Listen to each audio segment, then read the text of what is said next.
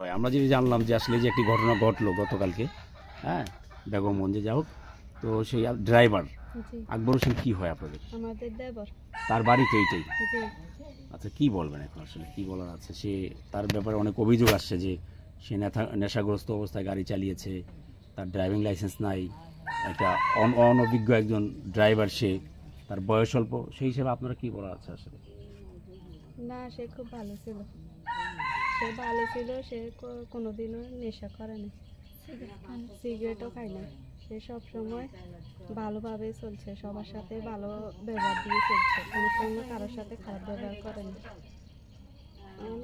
এখানে তো আমি কি বলেন। না,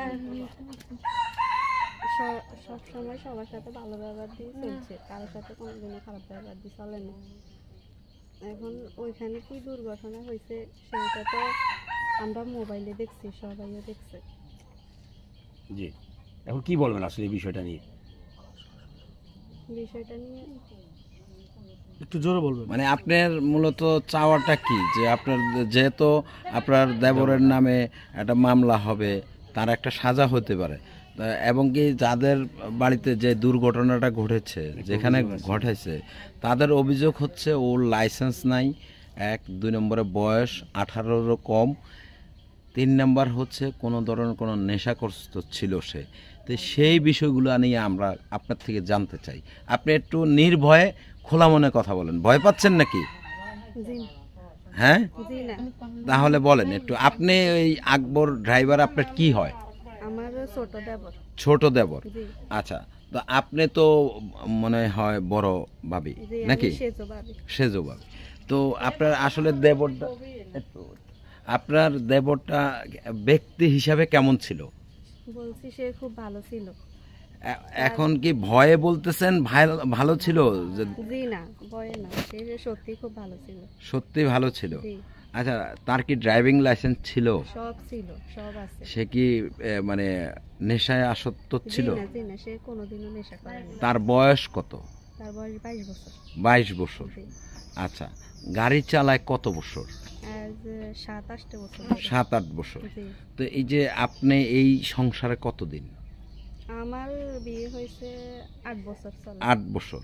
জি, আপনি যখন এই মানে আকবর ড্রাইভারের ভাইয়ের কাছে বউ হয়ে এই বাড়িতে এসেছেন, জি, তখন কি তাকে ড্রাইভিং অবস্থায় দেখেছেন, না সে না, আমার বিয়ের পরে সে ড্রাইভারি শিখছে। আপনার বিয়ের পরে? জি, আচ্ছা, তো আপনি কি কখনো আকবর ড্রাইভারের গাড়িতে উঠেছেন?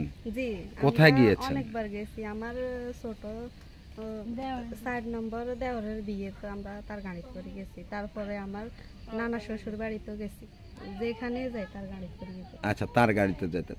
আপনার কি মনে হয় সে পাকা ড্রাইভার? জি, সে পাকা ড্রাইভার। পাকা ড্রাইভার না? জি, আচ্ছা, এখন এই যে যে দুর্ঘটনাটা ঘটেছে, সেই বিষয় নিয়ে আপনি কি বলতে চান? যে দুর্ঘটনা ঘটেছে, হ্যাঁ, একটু জোরে বলবেন। আমি আল্লাহর কাছে দোয়া করি যাদের 7 জন সদস্যকে হারিয়েছেন, আল্লাহ তাদেরকে জান্নাত দান করুক, জান্নাত দান করুক। আর অত্যন্ত দুঃখের বিষয় হচ্ছে যে তাদের 7 জনকে হারিয়ে তারা ও যেরকম শোকে আছে, আমরা আমাদের দেবরের খোঁজ পাচ্ছি না, আমরা অনেক শোকে আছি। আচ্ছা, এই যে আপনার দেবর যখন দুর্ঘটনাটা ঘটাইছে, এরপরে কি দেখেছেন দেবরকে? না, দেখিনি। দেখেন না? আচ্ছা, তো ঠিক আছে, ভালো থাকবেন। আচ্ছা, আমি আরেকটা প্রশ্ন করি আপনাকে। আপনার মানে বাবার বাড়ি কোথায়? আমার বাবার বাড়ির পাশে। বাড়ির পাশেই? জি, তার মানে এই ফ্যামিলিটাকে কেউ আপনারা দীর্ঘদিন থেকে তো আমরা চিনেন? ছোটকাল ধরেই দেখি। আচ্ছা, তো এই ফ্যামিলির ব্যাকগ্রাউন্ডে কি এমন কেউ আছে, কেউ নেশাপানি করে, কেউ খারাপ? জি না, জি না, আমার স্বামী, আমার ভাসুর, আমার দেবর কেউ নেশা করে না, একটা সিগারেটও খায় না, একটা সিগারেটও খায় না। আচ্ছা, তো ঠিক আছে, ধন্যবাদ।